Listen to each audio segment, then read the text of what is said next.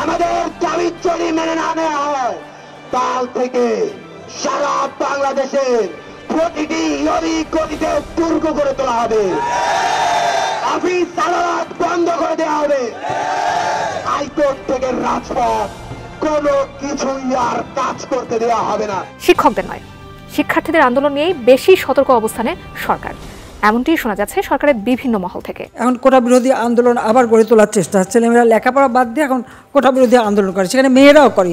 এখানে আমার একটা প্রশ্ন আছে, এটা দেশে একটা সংঘাতের রাজনীতি আবার নতুন করে শুরু করবে। ঢাকায় বা বাংলাদেশে আবার 1969-এর পুনরাবৃত্তি ঘটছে। শুধু তাই না, আমি ঢাকা থেকে শুধু 1969-এর গন্ধ পাচ্ছি না, আমি দেখতে পাচ্ছি 1969 হয়ে জনগণ আবার 1971 এবং তারপরে 1975-এ পদার্পণ করবে। কোটারীয় আন্দোলন বেশ জনসমর্থন পাচ্ছে এবং উত্তপ্ত হয়ে উঠছে। প্রধানমন্ত্রী সম্প্রতি এটা নিয়ে কথাও বলেছেন, তার মানে এটা এতটাই কানেক্টেড হচ্ছে যে প্রধানমন্ত্রীকেও কথা বলতে হলো। দর্শক, গুরুত্বপূর্ণ একটি ভিডিওতে আপনাদের সকলকে স্বাগতম। দর্শক, আজকের ভিডিওতে আপনাদের সামনে বেশ কয়েকটি গুরুত্বপূর্ণ ভিডিও ফুটেজ নিয়ে হাজির হয়েছি। দর্শক, আমি আশা করছি আপনারা সেটা ভিডিও শুরুটা দেখেই বুঝতে পেরেছেন, এমনকি এটাও বুঝতে পেরেছেন যে আজকের নিউজটা আপনাদের জন্য ঠিক কতটা গুরুত্বপূর্ণ হতে চলেছে। দর্শক, আমি আর বেশি কথা বাড়াবো না, আমি ভিডিও শুরুতে আপনাদের যে ভিডিওগুলোর অংশবিশেষ দেখিয়ে শুরু করেছিলাম সেই ভিডিওগুলোর বিস্তারিত আলোচনা দেখাবো। তবে তার আগে বলি, যারা এখনও চ্যানেলটি সাবস্ক্রাইব করেননি সকলে চ্যানেলটি সাবস্ক্রাইব করে পাশে থাকা বেল আইকনটি বাজিয়ে দিবেন, আর যারা ইতিমধ্যেই সাবস্ক্রাইব করে রেখেছেন তাদের সকলকে অসংখ্য ধন্যবাদ। কোটারীয় আন্দোলন বেশ জনসমর্থন পাচ্ছে এবং উত্তপ্ত হয়ে উঠছে। প্রধানমন্ত্রী সম্প্রতি এটা নিয়ে কথাও বলেছেন, তার মানে এটা এতটাই কানেক্টেড হচ্ছে যে প্রধানমন্ত্রীকেও কথা বলতে হলো। গতকালই বাংলা বন্ধের ডাক দিয়েছিল কোটা আন্দোলনে যারা আছে, বাংলা ব্লকেড তারা বলছেন। এর মধ্যে ঢাকার কয়েকটা পয়েন্টে, ঢাকার বাইরে বিভিন্ন সড়কপথ রাজপথ ব্লক করা হয়েছিল। আজও তাদের একই ধরনের কর্মসূচি আছে এবং আমরা ধারণা করতে পারি ছাত্রদের এই কর্মসূচি আস্তে আস্তে আরও জোরালো হয়ে উঠবে। আমরা শুরুতে আদার প্রধানমন্ত্রীকে এই প্রশ্নটা করতে পারি, প্রধানমন্ত্রী আপনি কি জানেন না কেন ছাত্ররা কোটার জন্য উন্মাদ হয়ে ওঠে? কোটা সংস্কারের জন্য, কোটার জন্য না, কোটা সংস্কারের জন্য। যে বাংলাদেশে আজকে এই তরুণরা তাদের শিক্ষা জীবন শেষ করে, সে বাংলাদেশে যে বাংলাদেশ তৈরি হয়েছে মোটা দাগে গত 15 বছরে এই প্রধানমন্ত্রীর হাতেই, সেই বাংলাদেশে এই ক্রেজি হয়ে ওঠার তো 101টা কারণ আছে। আসবো সেই জায়গায়, আগে প্রধানমন্ত্রী কি বলছেন সেটা নিয়ে একটু কথা বলি। প্রধানমন্ত্রী বলছেন হাইকোর্টের রায়, এটার বিরুদ্ধে এভাবে আন্দোলন করা এটা তো সব সাবজুডিস, কারণ আমরা সরকারের থেকে কিন্তু এ ব্যাপারে কোনো কথা বলতে পারি না, কারণ হাইকোর্ট রায় দিলে সেটা হাইকোর্ট থেকেই আবার আসতে হবে। মানে এই একটা আলোচনা আছে যে কোর্টের রায় কি করতে পারে না পারে, সেটার যে সেই মুভমেন্টের জন্য কোর্টের রায় কিভাবে পাল্টাবে। আমরা খেয়াল করেছি প্রধান বিচারপতিও একই ধরনের একটা বক্তব্য দিয়েছেন এবং এটা নিয়ে যে হিয়ারিংটা হচ্ছিল কোটার যে বহাল করে, বিশেষ করে মুক্তিযোদ্ধা কোটা, মানে রায়টা কিন্তু পূর্বের সব কোটা পুনর্বহাল করা হয়নি। হাইকোর্টের রায় শুধু মুক্তিযোদ্ধার যে 30% কোটা, মুক্তিযোদ্ধার নাতি নাতনিরা এখন সেটা পাবেন, সেটাকে পুনর্বহাল করেছে। সেই রায়টা বাতিলের জন্য, মানে স্থগিতের জন্য প্রাথমিকভাবে হাইকোর্টের আপিল বিভাগে যাওয়া হয়েছিল। সেখানে প্রধান বিচারপতিও ঠিক একই কথা বলেছেন যে আদালতের রায়ের বিরুদ্ধে আন্দোলন কি, এই ধরনের একটা মন্তব্য তার আছে। এবং আমরা অনেকেই জানি যে তারা চাইলে হাইকোর্টের এই আদেশটাকে স্থগিত করে দিতে পারতেন, ফলে কোটা আগের মতোই বাতিল অবস্থায় থাকতো, তারপর পূর্ণাঙ্গ শুনানি হতে পারত। কিন্তু সেটা না করে, এটাও তারা পারেন নিশ্চয়ই, তারা হাইকোর্টের রায়টাকে স্থগিত করেননি এবং পূর্ণাঙ্গ আপিল শুনানির জন্য পরবর্তীতে নিয়ে গেছেন। তার মানে কোটা যে মুক্তিযোদ্ধা কোটা যে ফিরেছে সেটা বলবৎ আছে। তো প্রধানমন্ত্রী এবং প্রধান বিচারপতি যা বলছেন এটা টেকনিক্যালি ভুল না, যেটা আদালতে যেহেতু সিদ্ধান্ত হয়েছে সেটা কি হবে। কিন্তু এই প্রসঙ্গে আমরা একটা আলোচনা দেখছি উইচ ইজ ভেরি কারেক্ট।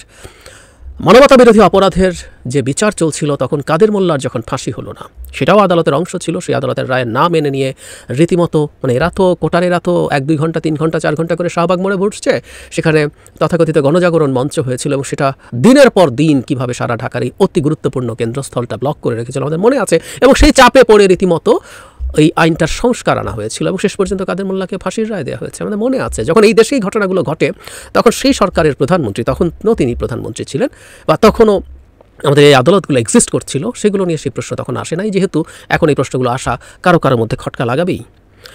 এরপর প্রধানমন্ত্রী বলছেন, আজকে একটা কথা আমি না বলে পারছি না, আমরা দেখেছি যে কোটা আন্দোলন, আমাদের মুক্তিযোদ্ধাদের জন্য যে কোটা সেটা বাতিল করতে হবে, নারীদের কোটা বাতিল করতে হবে, এই ধরনের নানা কথা শোনা যাচ্ছে। সেটা একবার বাতিল করা হয়েছিল, কিন্তু ফলাফলটা কি? তিনি বলেন, পাবলিক সার্ভিস কমিশন পরীক্ষার হিসাবে যদি দেখা যায় তাহলে দেখা যেত আগে কোটা থাকতে মেয়েরা যে সংখ্যায় সুযোগ পেত সেই সুযোগ কিন্তু এই গত কয় বছরে পায়নি। এটা হলো বাস্তবতা।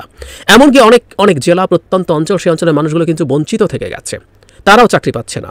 এরকম বঞ্চিত হওয়ার কারণেই কেউ কেউ মামলা করে হাইকোর্টে একটা রায় দেয়, হাইকোর্টের রায়টা আমরা সবসময় মেনে নিই। কিন্তু আমরা দেখলাম যে কোটা বিরোধী আন্দোলন আবার গড়ে তোলার চেষ্টা হচ্ছে, ছেলেমেয়েরা লেখাপড়া বাদ দিয়ে কোটা বিরোধী আন্দোলন করছে, সেখানে মেয়েরাও আছে। ক্লিয়ারলি একটা কথা বলতে চাই, কোটা পিছিয়ে পড়া জনগোষ্ঠীর জন্য থাকতে হবে বা থাকতেই হবে এমন কোনো বাধ্যবাধকতা আমাদের সংবিধান সরকারকে দেয় নাই। তার মানে টেকনিক্যালি যাদেরকে আমরা ট্রুলি পিছিয়ে পড়া মানুষ বলে বলতে পারি, সেই প্রতিবন্ধীদের, তাদের জন্য যে কোটা করতেই হবে এমন কোনো বাধ্যবাধকতা সরকারকে দেয় না। সুতরাং 1% যদি কোটা না থাকে সেটা সংবিধানের সাথে সাংঘর্ষিক না। আই রিপিট, 1% যদি কোটা না থাকে সেটা সংবিধানের সাথে সাংঘর্ষিক না। কোটা না থাকায় কিছু আসে যায় না। তবে যদি সত্যিকার অর্থে পিছিয়ে পড়া মানুষের জন্য কোটা সরকার রেখে কোনো আইন করতে চায়, সেটা সংবিধানের সাথে সাংঘর্ষিক হবে না। সেই পারমিশন সরকারকে সংবিধান দিচ্ছে। একইভাবে আমি যেটা বলতে চাই, সেটার ক্ষেত্রে সমস্যা হতে পারে, তারপরও যদি জেনুইনলি আইনের দিক থেকে হতে পারে। ধরুন আমাদের দারিদ্র্য সীমার নিচে বসবাসকারী মানুষ, তিনি যেই জেলার হোক, তিনি যেই লিঙ্গের হন না কেন, একজন ঢাকা শহরের বেস্ট প্রিভিলেজ পাওয়া নারীর চাইতে একটা দরিদ্র পরিবারে বেড়ে ওঠা, জন্মানো, খারাপ একটা স্কুলে কলেজে পড়া একটা ছেলে বেশি, মানে যদি সত্যিকার অর্থে পজিটিভ ডিসক্রিমিনেশনের কথা বলি, তার সেটার পাওয়ার অধিকার অনেক বেশি। তাহলে আমরা এটা করতে পারতাম যে আমাদের দারিদ্র্য সীমার নিচে বা একেবারে হতদরিদ্র, দারিদ্র্য সীমার নিচে সরকারি হিসাবে 20%-এর বেশি মানুষ, যেটা ন্যাশনাল পভার্টি লাইন, আর আমাদের হতদরিদ্র যেটা অ্যাবসলিউট পভার্টি, সেটাও 10-11%। এদেরকে যদি আমরা ধরি, এই পরিবারের সন্তানদের জন্য আমরা কিছু কোটা, এত বেশি না, কিছু কোটা যদি রাখবো, সেটাও হতে পারে। সেই ক্ষেত্রে ওর মধ্যে যদি মুক্তিযোদ্ধা থাকে, মুক্তিযোদ্ধা, এর মধ্যে নন মুক্তিযোদ্ধা বা আর যেই থাকুক, যেই কোনো জেলা, এবং আমরা যদি ওই দরিদ্রের ওই পার্সেন্টেজে নিয়ে যাই, তাহলে দেখা যাবে যেখানেই সে থাকুক না কেন, মোটা দাগে যে দরিদ্র জেলাগুলো আছে সেই জেলার অনেকেই দরিদ্র মানুষ। মানে দরিদ্র জেলা মানে দরিদ্র মানুষ না, দরিদ্র জেলা মানে দরিদ্র পিছিয়ে পড়া মানুষ না। সবচেয়ে চরম যে দরিদ্র বাংলাদেশের যে জেলা কুড়িগ্রাম, সবচেয়ে বেশি দরিদ্র মানুষের জেলা, বা রংপুর বিভাগে অ্যাজ এ হোল সবচেয়ে বেশি দরিদ্র বিভাগ, তার মধ্যে কি যথেষ্ট প্রিভিলেজড মানুষ নাই? আমরা যখন বিভাগ অনুযায়ী বা জেলা অনুযায়ী কোটা করে দেই, আমরা প্রিভিলেজড মানুষকে আসলে সুবিধা দিই। সো আমরা কোটা করতে পারতাম, কিন্তু আমরা এগুলো করবো না। কারণ আমি আগে একটা ভিডিওতে বলেছি, আসলে এইসব কোটার নানান ফরম্যাটে আসলে সরকার তার নিজের লোকজনকে ঢোকাতে চায়। একবার ঢুকিয়ে দিতে পারা মানে হচ্ছে প্রশাসনকে নিজের মতো চালানো, যেটা তার নিজের ক্ষমতায় থাকায় সাহায্য করে। আর হচ্ছে যদি কখনো ক্ষমতা বা এনি চান্স চেঞ্জও হয়, নতুন সরকারের মধ্যে যাতে পাল্টা তারা যখন কিছু করবেন, সেই ক্ষেত্রে সেটা করার সুবিধা হয়। শুরুর দিকে একটা প্রশ্ন করেছিলাম যে প্রধানমন্ত্রীকে জানেন না কোটা সংস্কার নিয়ে এত উন্মাদ কেন তরুণরা? এই বাংলাদেশ তার নেতৃত্বে সরকার তৈরি করেছে। দুটো কারণে আসলে এই ক্রেজিনেস। আমি যখন গ্র্যাজুয়েশন শেষ করেছি, বিসিএস দিত, এই উন্মত্ততা ছিল না, উন্মত্ততা এখন পাগলামিতে পরিণত হয়েছে। সত্যিকার অর্থে এটা একটা অবসেশনে পরিণত হয়েছে। সেই পরিস্থিতি হলো দুটো কারণে, আবারও বলি। একটা হলো অপ্রধানটা, বলি প্রধানটাও আসবো। আমি আমাদের নিজেদের দিকে তাকানো দরকার। অপ্রধানটা হচ্ছে বা গৌণ কারণটা হচ্ছে, বা এটাও খুব ছোট কারণ তাও বলবো না, আমাদের চাকরির সমস্যা সিরিয়াসলি আছে। আমাদের একটা জবলেস গ্রোথ হচ্ছে, যতটুকু গ্রোথই হোক না কেন। সাবেক অর্থমন্ত্রী আবুল বালা আব্দুল মুহিত কিন্তু একবার স্বীকার করেছেন যে আমাদের জবলেস গ্রোথ হচ্ছে। সো জবলেস গ্রোথ হচ্ছে, যতটুকুই হচ্ছে সেটা মূলত সরকারি কিছু প্রজেক্ট নেওয়ার কারণে। আমাদের বেসরকারি খাত একেবারে ধসে গেছে দেশের লুটপাটের কারণে। আমাদের প্রাইভেট ইনভেস্টমেন্টের পার্সেন্টেজ আমরা দেখি 22-23-24%-এর মতো, ওতে এমপ্লয়মেন্ট জেনারেট করে না, করছে না। ফলে যেটা দাঁড়ালো, চাকরি নাই এখন, কোনোভাবে আপনি চাকরি পাচ্ছেন না। তাহলে উপায় হচ্ছে কোনো রকমে যদি বিসিএসে ঢুকে একটা চাকরি পাওয়া যায়। এই ক্রেজিনেস তৈরি হয়েছে। সো চাকরির সিরিয়াস আকাল আছে, এটার জন্য এই প্রধানমন্ত্রীর নেতৃত্বাধীন সরকার দায়ী। আরেকটা জরুরি কারণ, এটা হয়তো প্রধান, আমি জানি না, এটা আমাদের দিকেও কিছুটা নিতে হবে। এই সরকারের আমলে সরকারি চাকরির লুটপাটকে এমন পর্যায়ে নিয়ে যাওয়া হয়েছে, এর চেয়ে লোভনীয় কোনো কিছু আসলে আর হতে পারে না। কোনো রকম একটা সরকারি চাকরি যদি পেয়ে যাওয়া যায়, আমরা দেখছি তো কিছু তথ্য এখন, বেনজির, আসাদুজ্জামান মিয়া, মতিউর, আরও কে আসছে। আর বহু সময় একটা কথা বলি, না বের হলে কিছু আসে যেত না। আমরা মঙ্গলে বাস করি না, আর যারা সরকারি চাকরি করে তারাও মঙ্গল গ্রহে থাকে না। আমাদের আশপাশের লোকজনই তারা। কি ছিল, কি আছে, কিভাবে কত দ্রুত তাদের সম্পদ কোথায় চলে যায়, সবাই বেনজিরের সমান না হোক, কিন্তু কি পরিমাণ 2 নম্বরই পয়সা লুটপাট এগুলোতে আছে, এগুলো আমাদের দেখা আছে। ব্লকেট কর্মসূচি সারা বাংলাদেশে আরো বিভিন্ন পয়েন্টে আগামীকালও ব্লকেট চলবে। আমরা আজকে শাহবাগ থেকে কারওয়ান বাজার পর্যন্ত দিয়েছি, আমরা আগামীকাল কিন্তু ফার্ম গেট পার হয়ে যাব। আমাদের যে দাবি, কোটা প্রথার যৌক্তিক সংস্কার, কোটা প্রথাকে সমূলে নির্মূল করে ন্যূনতম পর্যায়ে শুধুমাত্র সুবিধা বঞ্চিত মানুষের জন্য কোটা নিয়ে আসা, সেটা যদি পালন করা না হয়, আমাদের দাবি যদি মেনে না নেওয়া হয়, কাল থেকে সারা বাংলাদেশের প্রতিটি অলি গলিতে দুর্গ করে তোলা হবে, অফিস আদালত বন্ধ করে দেওয়া হবে, হাইকোর্ট থেকে রাজপথ কোনো কিছুই আর কাজ করতে দেওয়া হবে না। মাননীয় প্রধানমন্ত্রী, এখনো পুরো বাংলাদেশের ছাত্র সমাজ আপনার দিকে চেয়ে আছে। আমরা এখনো আপনার প্রতি আস্থা রাখি। আমরা চাই, আমরা অনুরোধ করি, পুরো বাংলাদেশের ছাত্র সমাজের দিকে তাকিয়ে আপনি এই কোটা সংবিধান অনুসারে যৌক্তিক একটি সংস্কার করুন, শুধুমাত্র অনগ্রসর জাতিগোষ্ঠীর জন্য। নাতিপুতি কোটা আমরা মানি না, এটা আমরা মানতে পারি না। 56% কোনোদিন কোটা হতে পারে না। এতদিন পর্যন্ত আমাদের 4 দফা দাবি ছিল, আগামীকাল থেকে আমাদের 1 দফা দাবিতে সারা বাংলাদেশে কার্যক্রম হবে।